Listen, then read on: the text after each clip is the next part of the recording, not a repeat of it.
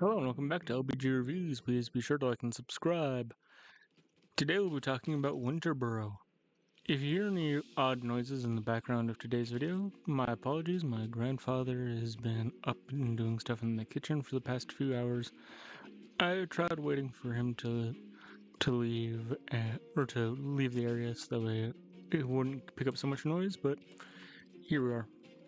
Got to get work done, and he's apparently got to be there. So, anyways.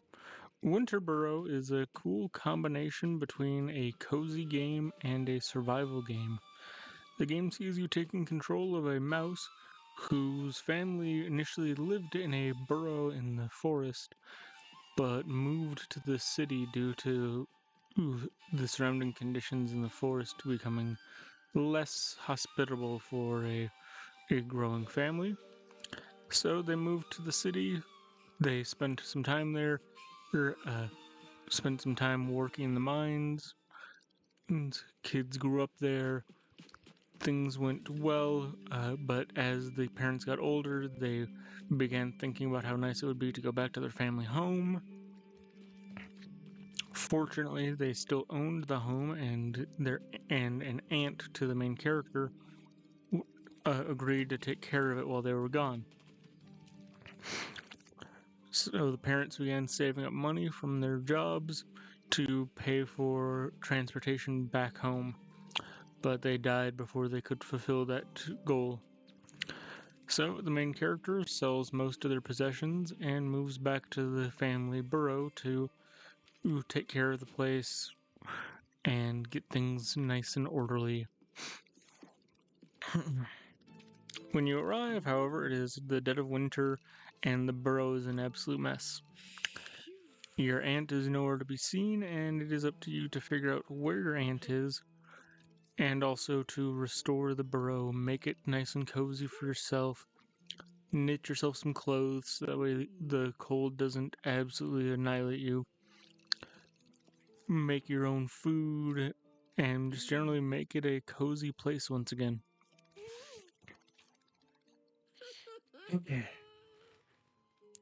As the game progresses, you encounter other characters, but before that,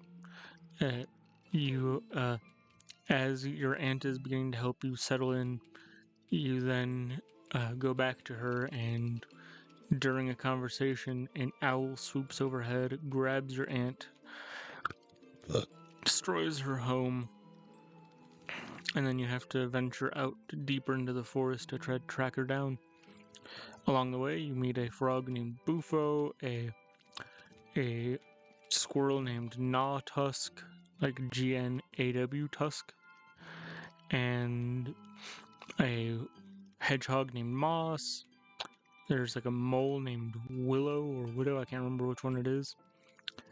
But basically, you have to help each of them out. They will gradually provide blueprints for new tools and various bits of furniture and new clothing to help improve your survivability and to improve making your house even cozier.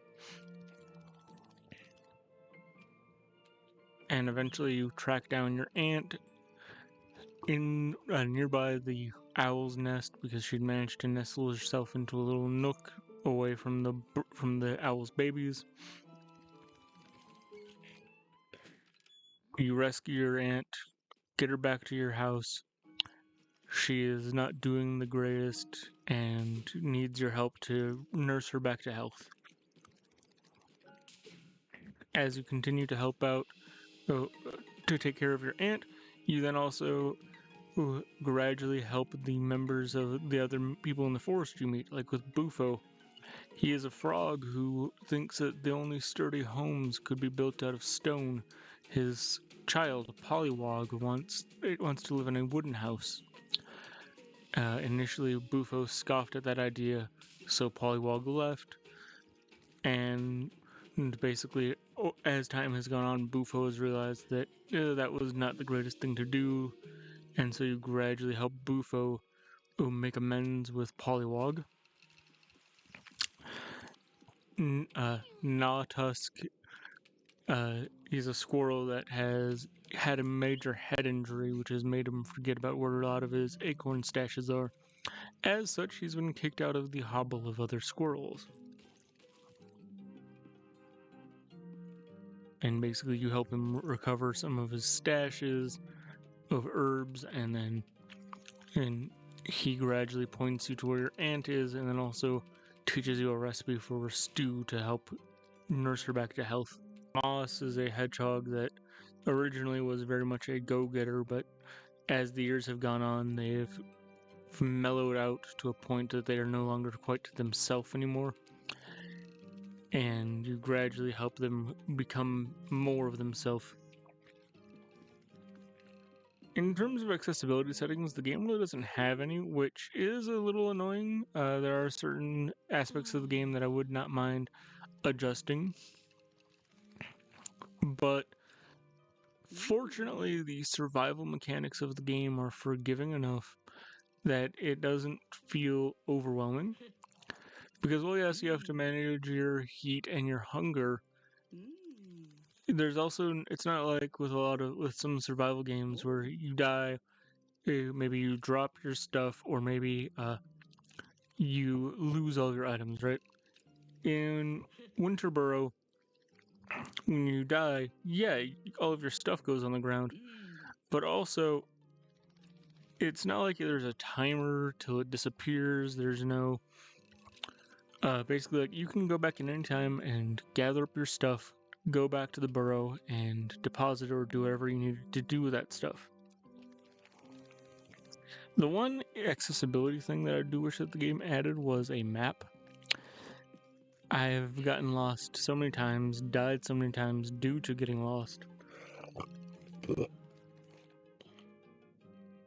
And while, yeah, that sense of exploration can add to the cozy survival vibes, it also can detract when you're trying to make it a quick venture out into the forest to go complete this quest and then go back to the burrow.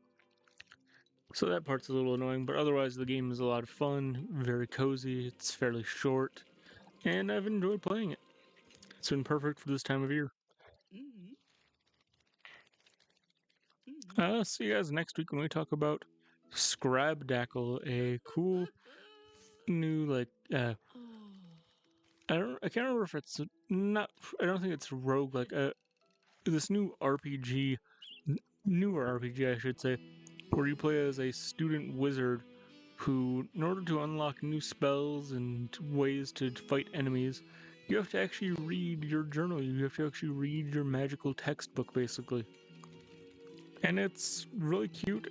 It has some really cool concepts, and I'm looking forward to talking about it. See you guys then. Bye.